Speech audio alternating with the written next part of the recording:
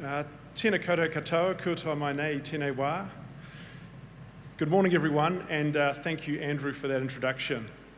Firstly, I'd like to acknowledge the Prime Minister, the Right Honourable Jacinda Ardern, and Mayor of Auckland, the Honourable Phil Goff, and thank you for your welcoming remarks and encouragement to all of us here.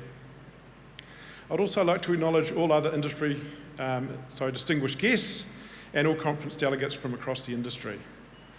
ANZ continues to be a proud sponsor of this event, and given the impressive lineup of speakers we have here over the next couple of days, I'm sure there's going to be a lot of great discussion on how we can influence and shape the future of New Zealand. There's no doubt that 2020 has been a tough year for all of us, and it's also a real challenge to look beyond COVID-19 and ensure the decisions we make today not only benefit us, but also generations to come.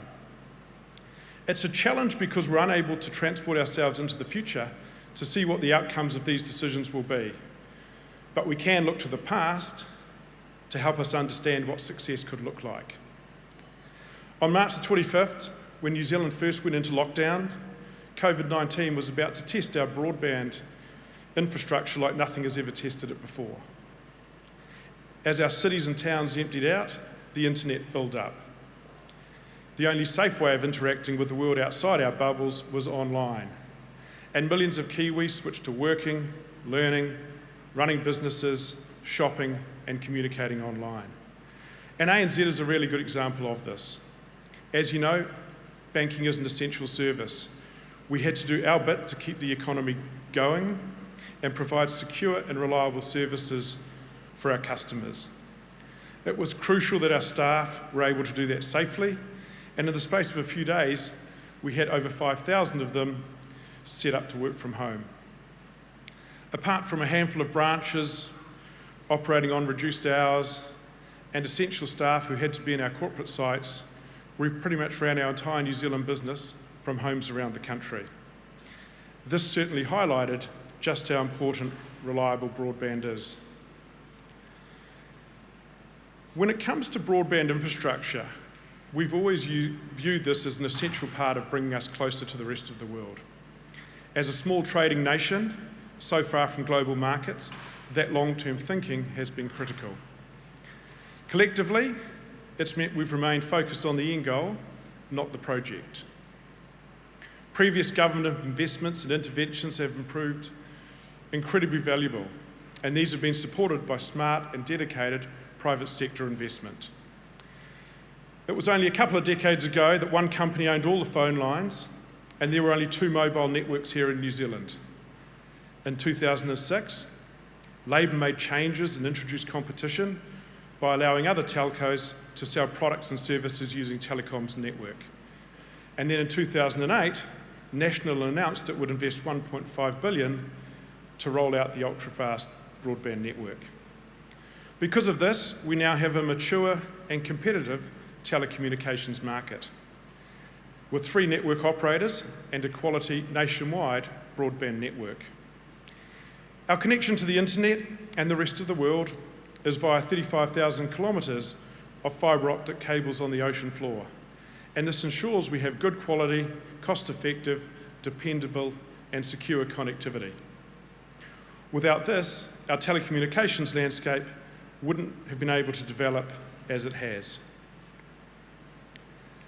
The Southern Cross Next project that is currently underway will expand our capacity even further. A significant 2-year build and spanning multiple jurisdictions, the Southern Cross Next project will also connect parts of the Pacific with high-speed internet for the first time, opening up numerous benefits and opportunities. This is a critical factor in future-proofing us and our connection to the world. But submarine cables like this are expensive and costly infrastructure projects with returns over a long time frame. Without the availability of private sector investment, projects like this may not be prioritised or delivered as originally intended. ANZ is proud to have supported this project through our partnership with Southern Cross. As we look to recover and rebuild in the wake of COVID-19, our global connectivity can continue to help us turn geographic distance into an opportunity by further exporting our talent and innovation across a number of sectors. New Zealand's telecommunications sector is an example of where we got it right, and for once we aren't playing catch-up. So what can we learn from this? Over the past 3 years, the government has largely focused on setting the framework and groundwork for how they will deliver infrastructure.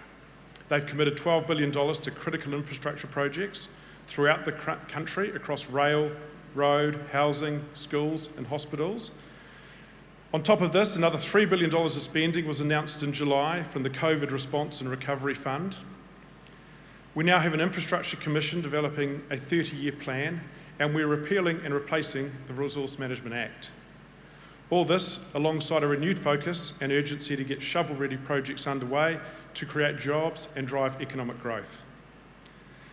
This is great to see and will play a key role as New Zealand recovers from the impacts of COVID.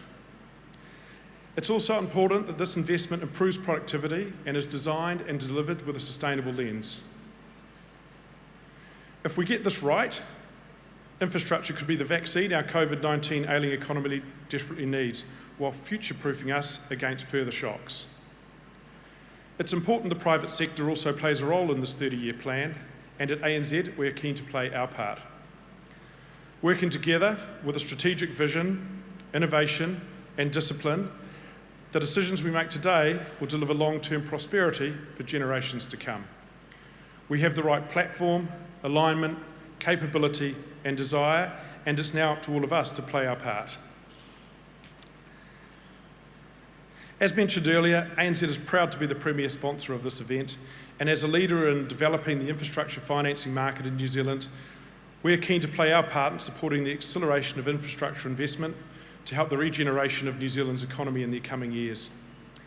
I hope you'll enjoy the rest of the conference, and congratulations to Andrew and the Infrastructure New Zealand team for once again organising and hosting such an important event. Thank you.